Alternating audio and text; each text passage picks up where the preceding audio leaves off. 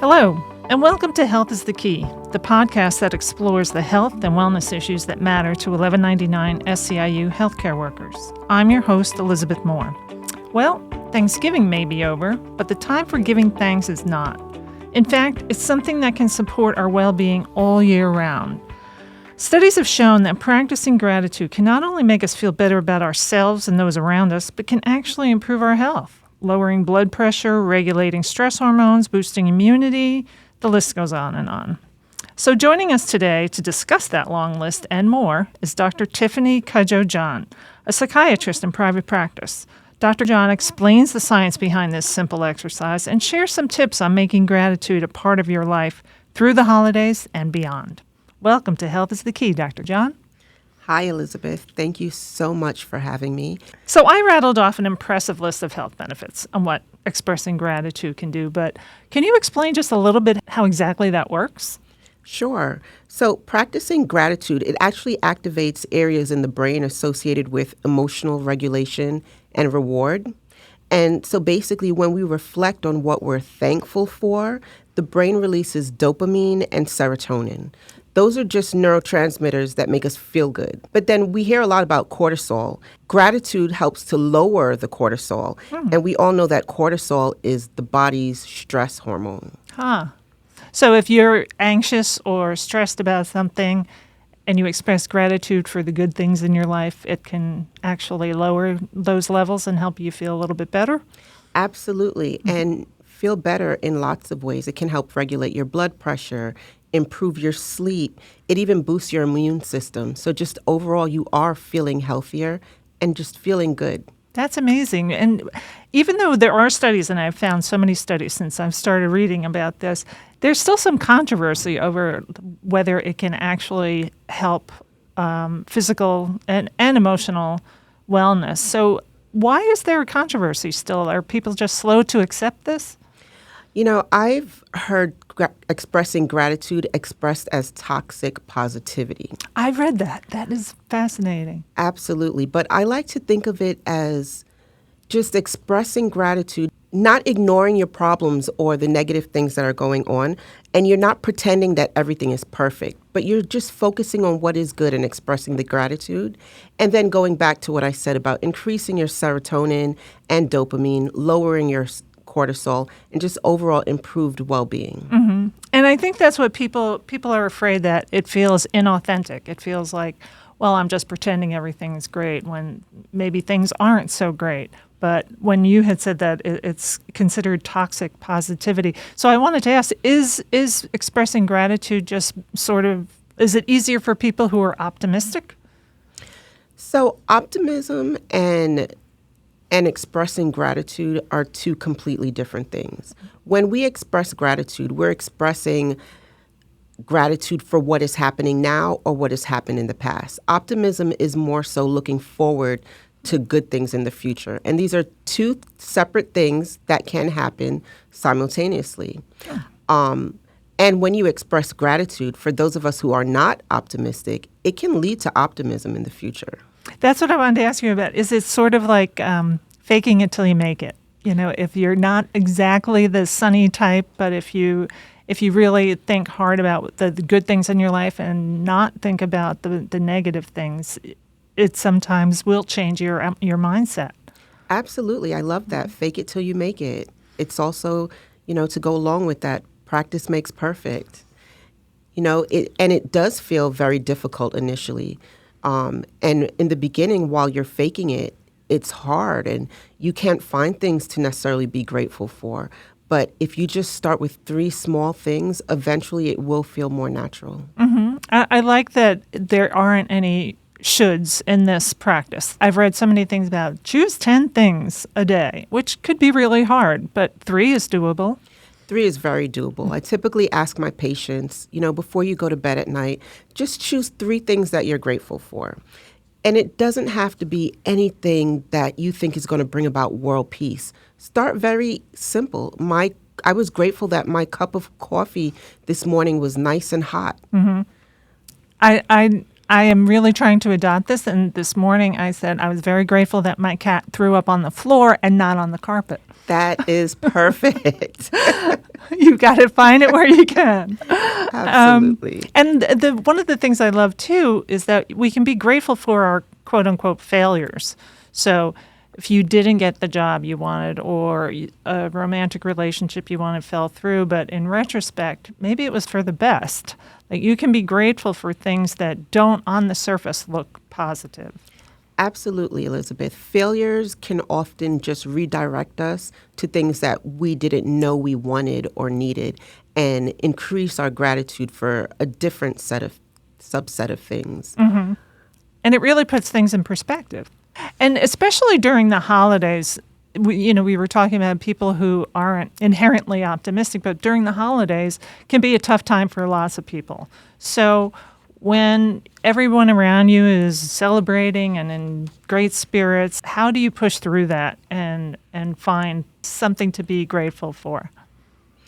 Well, that's when you really focus on the small things that you're grateful for. And you don't so much focus on looking at what other people have and other people's accomplishments. You do have your own accomplishments and the things in your life that you're very proud of and grateful for and appreciate. And sometimes it's hard and people have to look for those things and just focus on that. Mm-hmm. And remember that it will come easier. Well, I don't like to blame social media for everything, but it does rear its head here when you were saying focus on your own things and not what others. So does social media play a role in feeling grateful for positive things in your life a little harder? Yes, it does. Social media often highlights the reels of other people's lives, and that can trigger comparison. And then triggering comparison then triggers dissatisfaction. It helps if we don't focus on what we don't have.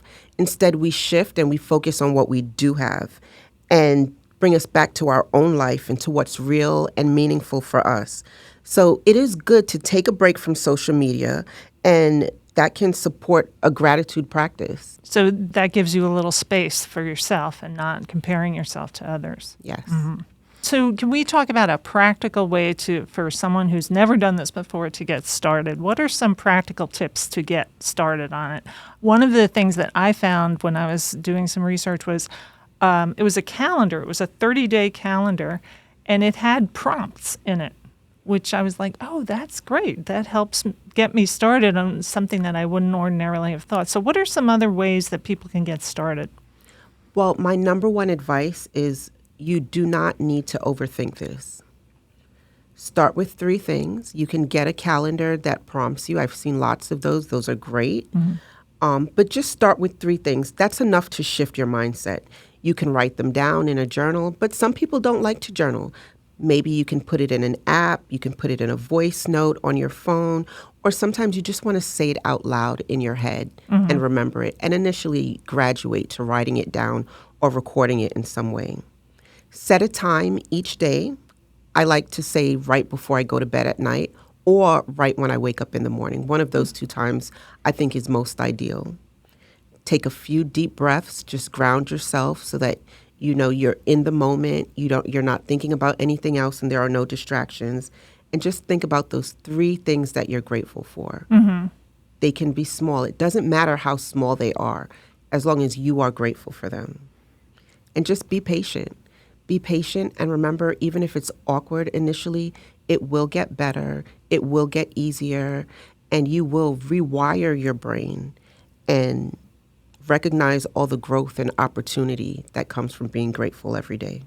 That's so interesting that you said that it can rewire your brain. So it really does have that kind of distinct physical effect on you. Yes. So that is called neuroplasticity. And neuroplasticity is our brain's ability to change. When you repeatedly focus on positive experiences or things you're grateful for, you strengthen those neural pathways.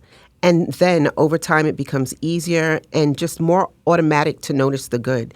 And one day you'll get to the point where you will notice things that you're grateful for that you didn't realize you were grateful for in the past. Or maybe you weren't grateful for them, but you now rewired your brain.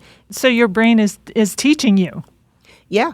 Your brain is teaching you, and you are literally rewiring your brain. That's amazing. And I like, too, that because there isn't any pressure, like even if you do set a time, say, oh, gosh, I didn't do it in the morning, so now I can't do it today, which is crazy. You should just do it when you remember and don't beat yourself up for missing a day. Yes, that's key. Don't beat yourself up. Don't be hard on yourself. If you miss a day or if you miss 2 days, it's okay. You were busy. You have a life. You know, we all have times when we just can't focus on something because something is distracting us. Do it when you can. And one of the things that I loved reading was that it can actually strengthen relationships, interpersonal relationships. Can you tell me a little bit about how that works? I did read about how you can write thank you letters to people who are important to you, even, not for a specific occasion. Yeah, expressing gratitude with your spouse, your child, or your best friend, or anyone that you have some kind of relationship with, it increases trust, warmth, and just mutual appreciation. And when you express gratitude, those couples do report higher relationship satisfaction, and it shifts the focus in the relationship from criticism or what's lacking to actually what's working, and you begin to value each other a lot more. That's great. And, I had read, too, that you should be specific. Don't just say, thanks. Say, thanks for dinner. I know that you're working really hard all day, and I really appreciate your taking the time to make us dinner. Yes. Imagine if you told your spouse exactly what you just said. I specifically appreciate that you made dinner for us and you were working hard. That next dinner, your spouse will put just a little bit more love into it, and you'll both appreciate the next one even more. So that's what's great about this. It builds on itself. As you grow to get more comfortable with the practice, it becomes easier, and your relationships with your spouse, your coworkers, your children just get stronger and stronger. Yes, and that is how the gratitude gets easier, and how you grow and you rewire your brain, and it becomes easier to express that gratitude. And relationships build on it. You feel better about yourself and your relationship. Your partner feels better. And in your practice, you had mentioned that you treat the whole person. You're a holistic psychiatrist. So do you encourage your patients to practice gratitude? Yes. I do ask my patients to start. One of our first activities is to write or think about 3 things that you are grateful for every night you go to bed. And sometimes, they'll share with me, and sometimes they won't. And it's okay. But I want them to really put thought into it. A lot of people don't think about what they're grateful for. But once you plant that seed and they start to think about it, you can see a change, and they feel a change as well.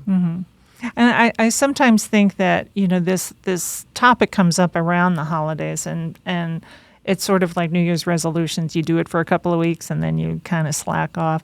How do you keep it going year-round? How can you just get yourself into the practice and making it part of your daily life, like your morning coffee? One way to do that is to maybe have your gratitude journal next to your bed at night, and make it a routine like that. Also, recognize and remind yourself how good you feel when you have done this for a few weeks, and how much more positive you feel, and that you're having better days. And then it becomes a game, and it becomes fun, and you start to look for things that you're grateful for.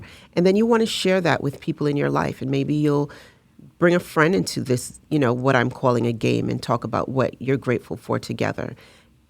And it becomes fun. And in that way, you just do it throughout the year. Often with New Year's resolutions, people punish themselves, right? If they don't follow through with their New Year's resolution.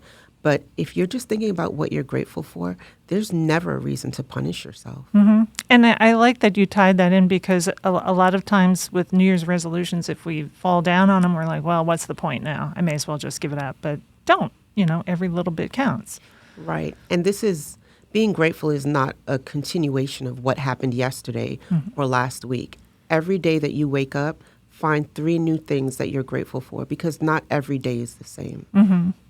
And I like what you had mentioned earlier about being present. It seems like being mindful and in the moment matters a lot when it comes to this. Yes, be mindful, take time out, take deep breaths, just, observe your surroundings and be present in the moment and look around and don't take things for granted. That's nice. When I was coming to work the other day, one of my bus stops has a view of the Empire State Building. So because I'm on this new gratitude kick, I took a picture of it and I said, this is my morning commute. And it was kind of nice. I can imagine. And how many times have you done that commute and never A million. thought to take a picture? For sure. And it's true. I took it for granted. I live in New York City. And that's amazing. I'm a native New Yorker, and I can only imagine how many things I'm missing out on. Mm-hmm. I have a friend who takes pictures of everyday things and posts them every day. And I thought, wow. And I could do that, but I don't. But I do my own version. So I think that's what we're talking about, like doing your own version of it. Don't compare yourself to others and get jealous of somebody else's gratitude practice. Yes. So now that we've talked about what gratitude can do for you, how to get started, is there anything you would like to leave with our members as we are still right in the middle of the holidays, and we hope to encourage them to take this attitude of gratitude into the new year? Is there anything you'd like to leave with them? Well, I would like the audience to know that I am grateful to be able to share this information with them. And I invite you all to just think about 3 things that you are grateful for after hearing this podcast. That's wonderful. Thank you so much for your time. We really appreciate your coming in. And thank you for having me. Need a little more inspiration? Tune in later this month to our December keynote to hear Dr. Cudjoe-John lead a simple meditation that can help get you started on your gratitude journey. For more information on what you heard today, please check our show notes. And remember, subscribe to Health is the Key wherever you get your podcasts. This podcast and its content are presented solely for general informational and entertainment purposes. The information and opinions provided on this podcast are not intended as legal or medical advice and do not constitute or serve as a substitute for professional medical or psychological treatment, diagnosis, therapy, or other types of professional intervention.